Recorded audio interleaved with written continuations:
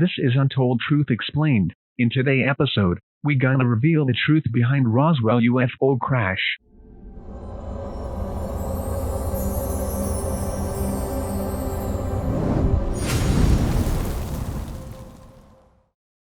In July 1947, something happened northwest of Roswell during a severe thunderstorm. Was it a flying saucer? Was it a weather balloon? What happened? In the summer of 1947, a flying object crashed near Roswell. Some observers reported seeing what appeared to be a flying disc, but the U.S. military released a statement to the press assuring the public that it was a weather balloon that crashed to Earth in early July.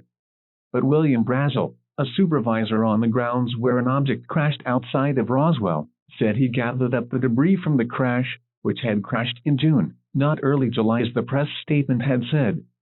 The wreckage that Brazel, the supervisor, collected was about 5 pounds total, and included rubber, sticks, tough, glossy paper with a few letters printed on it, lightweight metals, fiber optic cables, and tape. In 1947, many of these materials didn't look like anything anyone had ever seen before. When Brazel called the town sheriff, Air Force personnel arrived to gather the materials.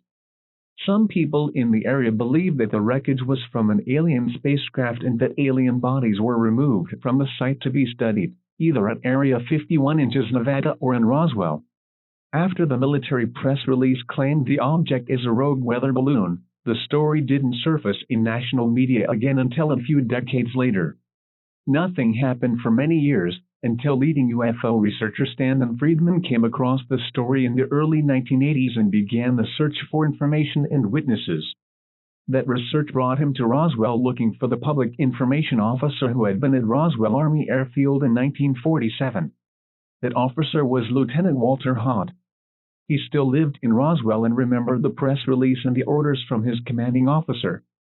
Friedman's investigation also led to many others, both military and private, who had information to add to the Roswell incident story.